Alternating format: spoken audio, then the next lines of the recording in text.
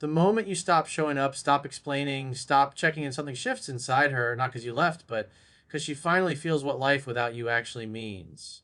Now, listen carefully. When you were present, consistent, and emotionally available, your value was familiar. Familiar things don't trigger urgency, they don't activate fear, they don't create emotional contrast, they just exist. And the human brain, especially in relationships, adapts quickly to what it assumes will always be there. Mm. That's why your absence hits harder than your presence ever did. The moment you're no longer available, her emotional system finally has something to compare against. Before, she knew you were there intellectually. Now she feels you're gone emotionally, and that difference creates a psychological shock. The routine changes, the rhythm breaks, the comfort disappears. Silence replaces interaction. And in that silence, the mind starts asking questions it never asked before. Where did he go? Why hasn't he reached out? Is he really done? Did I misjudge his value? This is where emotional contrast is born. When something is present, the brain minimizes it. When it's removed, the brain magnifies it. Your absence creates a vacuum, and the mind hates empty space. So it fills that space with memories, emotions, and unresolved feeling. Moments she took for granted suddenly replay with new intensity. Conversations feel warmer in hindsight. Your confidence feels rare now that it's not accessible. What's powerful here is that you didn't need to say a word. You didn't need to explain. You didn't need to chase closure. Your silence communicates more than arguments ever could. It tells her that life continues without her approval, without her validation, without her participation. And that realization forces her to emotionally catch up to a decision she thought she had already made. This contrast also exposes emotional attachment. When someone truly doesn't care, absence feels like relief. But when feelings exist beneath the surface, absence creates discomfort. And discomfort leads to reflection. She starts noticing small triggers, a song, a place, a time of day, and suddenly your absence becomes loud, not because you demanded attention, but because your energy is missing. And here's the most important part: emotional contrast only works when absence is real. If you disappear hoping for a reaction, the energy feels needy. But when you genuinely detach, refocus on your purpose, and stop hovering emotionally, the contrast becomes undeniable. You're not punishing her, you're simply no longer available. That's when the shift begins. When something is always available, the mind treats it as unlimited, and what feels unlimited never feels valuable. That's not romance, that's basic human psychology. The brain is wired to desire what it might lose, not what it can access at any moment. This is why scarcity changes everything. When you were reachable, responsive, and emotionally present, there was no urgency in her emotional system. She could delay, she could be unsure, she could keep you in the background of her life while exploring how she felt. But the moment you became unavailable, not dramatically, not angrily, just gone, the subconscious alarm switched on. Because now there's a threat of loss. Scarcity forces the mind to reassess value. It interrupts emotional laziness. Suddenly, she can't take you for granted anymore because you're no longer an option sitting on the shelf. You become a limited resource. And the human mind always assigns higher value to what is limited, rare, or uncertain. This is why people only miss things once they're gone, not because they didn't care before, because the emotional cost wasn't real yet. Availability creates emotional comfort, scarcity creates emotional focus. And when emotional focus kicks in, attraction intensifies. She starts wondering what you're doing, who you're with, if you've moved on, if someone else is experiencing the version of you she had access to. This isn't jealousy at first, it's curiosity mixed with unresolved attachment. The brain doesn't like unfinished emotional stories. It wants closure, it wants certainty.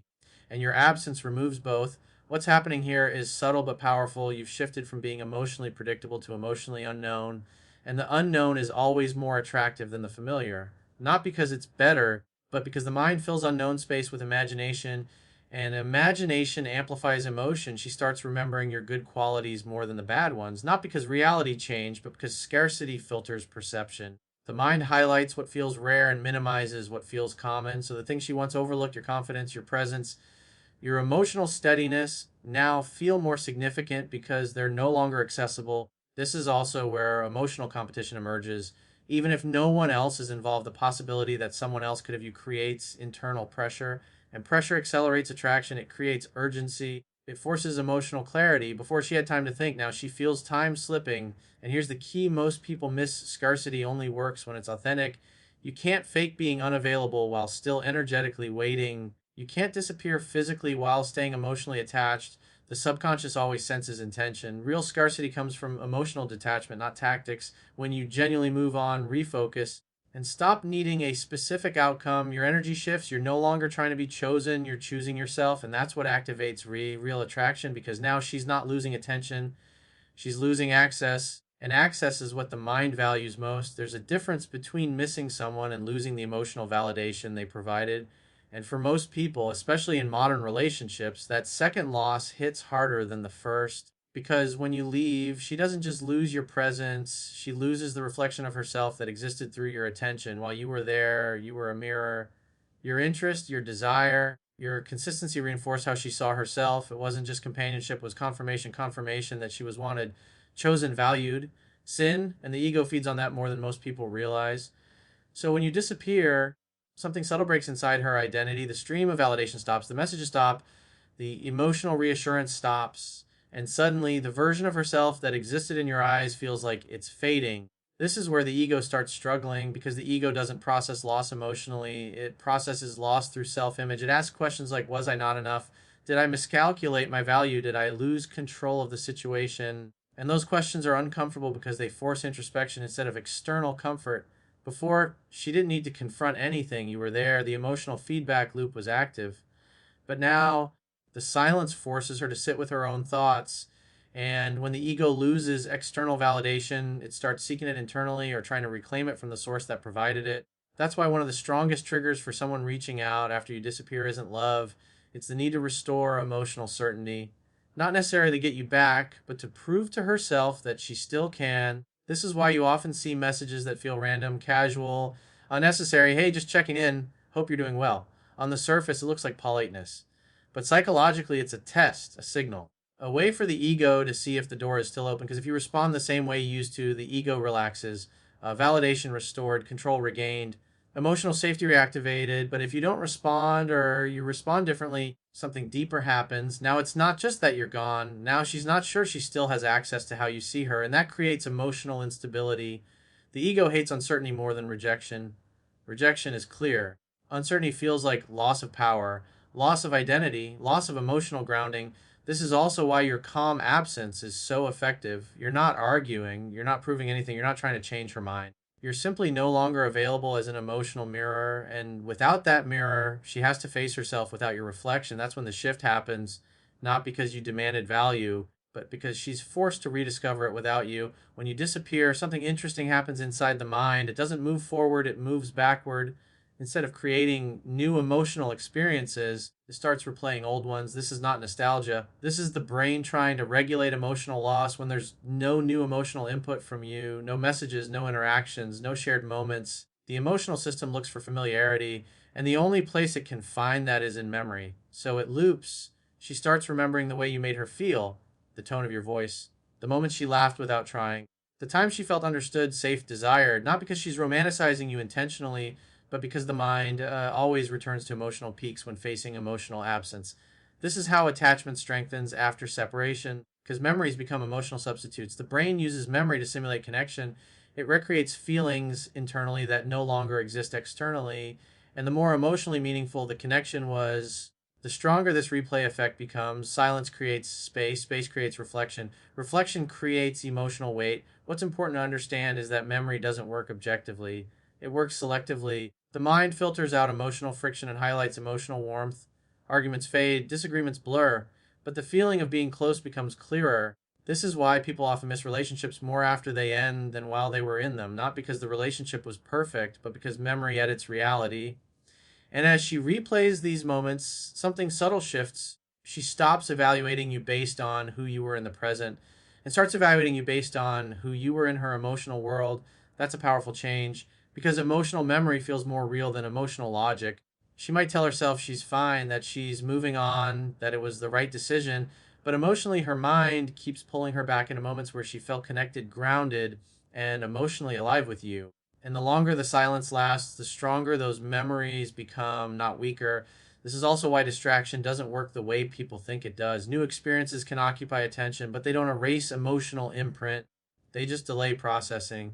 And when the noise fades at night, during quiet moments, when something reminds her of you, the memory loop returns. Because unresolved emotional bonds don't disappear, they go dormant. And memory is the space where they live. What makes this even more powerful is that memory creates emotional comparison. Every new interaction she has becomes measured against the emotional reference point you left behind, not consciously, but subconsciously. And if the connection you had was deep, authentic, and emotionally meaningful, that reference point becomes hard to replace. So she's not just remembering you, she's emotionally evaluating everyone else against you. And most people don't even realize they're doing this. The mind simply says something feels missing. And it keeps returning to the one place it remembers feeling whole. That's when regret starts forming, not as pain, but as emotional awareness, awareness of what's gone and why it mattered. Even when she stops talking, stops reaching out, and then appears to have moved on, her attention doesn't disappear. It just goes quiet. Silence is rarely indifference.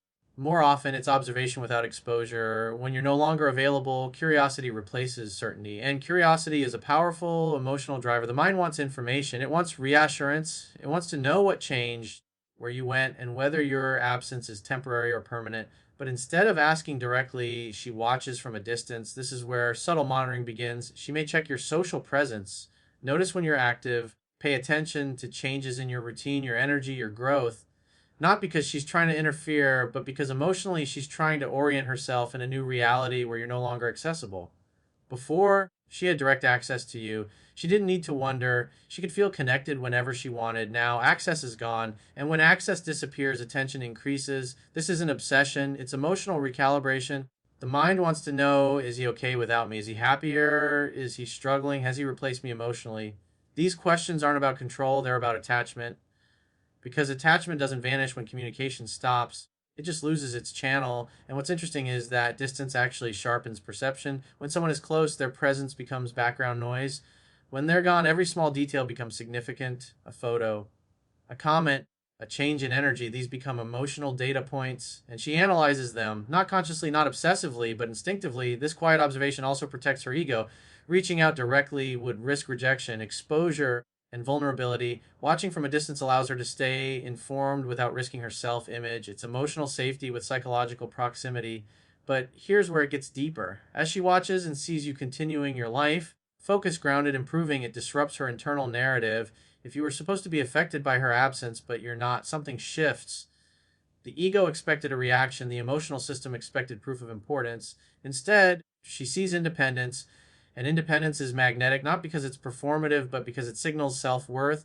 It says you didn't disappear to punish or provoke, you disappeared because you moved forward. And that realization creates emotional friction because now she's not just watching, she's evaluating herself in relation to you. Why does he seem fine? Why does his life look full? Why does he feel further away emotionally than before? These questions slowly transform curiosity into self reflection. And self reflection is where regret begins to grow because the more distance remains, the clearer it becomes that your absence isn't a phase, it's a new reality.